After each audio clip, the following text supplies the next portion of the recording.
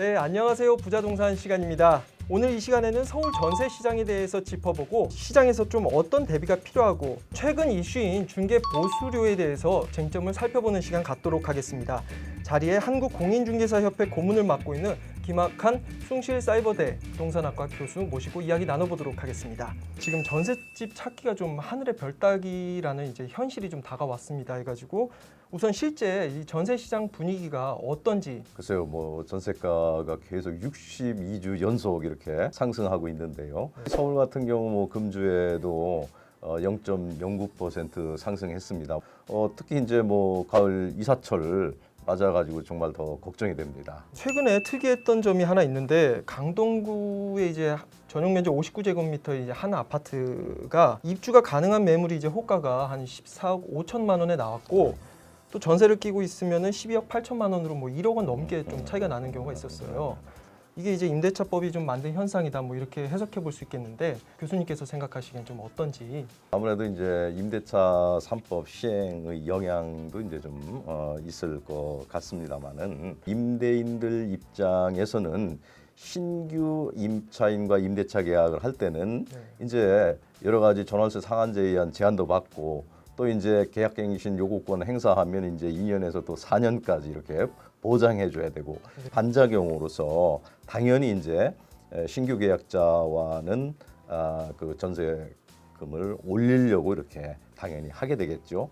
그러다 보니까 이제 좀 매물 구하기가 어려운 거고요. 원인을 이렇게 분석해 본다라고 한다면 기존의 이제 임차인이 기간 만료로 이제 나가는 경우에 있어서도 뭐냐면 그 보증금을 반환해주고도 전세가가 많이 올라가지고 추가로다가 뭐냐면 그거를 나머지를 반전세로 돌려도 가능한 거예요. 이러다 보니까 순수 전세 매물은 또 안 나오게 되는 거고 또 이제 아직 기간이 만료되지 않아 가지고 이제 임대차 3법이 새롭게 이제 적용될 대상이 되는 기존 임차인 입장에서는 이제 웬만하면 다른 데로 이동을 안 하고 거기서 눌러 앉으려고 하겠죠. 그렇죠. 그러니까 이런 원인들이 복합하다 보니까 결국 시장에서는 전세 매물이 그만큼 풍기해질 수밖에 없는 거고 그러니까 전세가가 이렇게 오를 수밖에 없는 거고 임대인 우위의 시장이 강하게 형성될 수밖에 없는 거죠.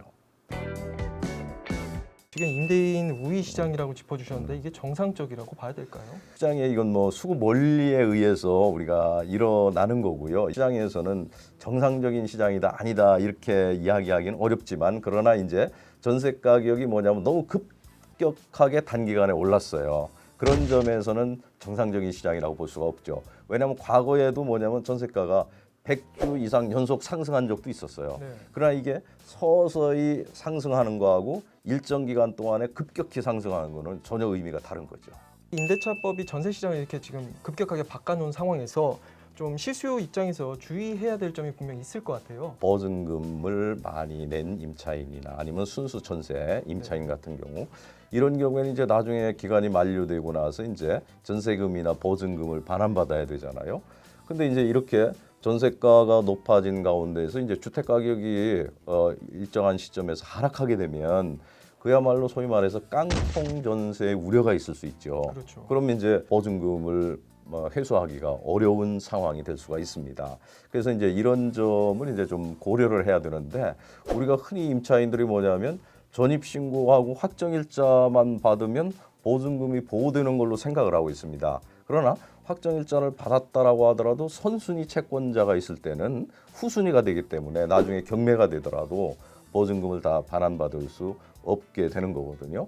그래서 이제 이런 경우를 위해서는 이제 우리가 전세보증금 반환보증제도를 이용하면 되고 이제 이게 상당히 이용자 수가 늘어나고 있고 또 이용 금액도 보증 금액도 이제 늘어나고 있습니다. 그래서 이런 걸 좀 활용해 볼 필요가 있고요. 또 특히 최근에는 이제 다가구 주택이라든지 다중주택의 경우에는 좀 이용하기가 어려웠었습니다. 또 임대인이 임대사업자 뭐 이런 경우.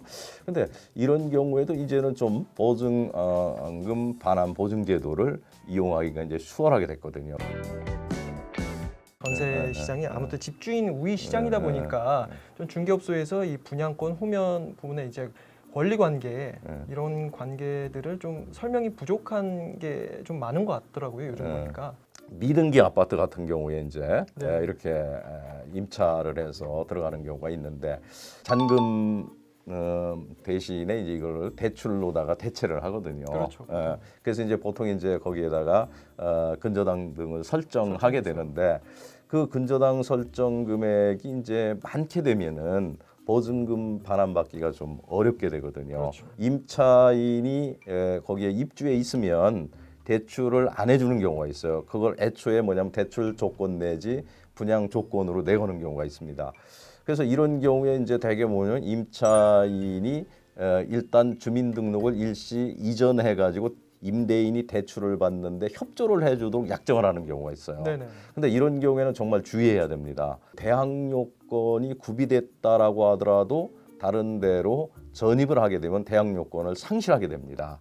만약에 부득이 협조를 해줄 때는 미리 대출해주는 은행에다가 네. 어느 정도 금액을 대출해 주는 건지 그래서 그 금액과 맞춰 가지고 보증금이나 전세금을 정하는 게 바람직하고요.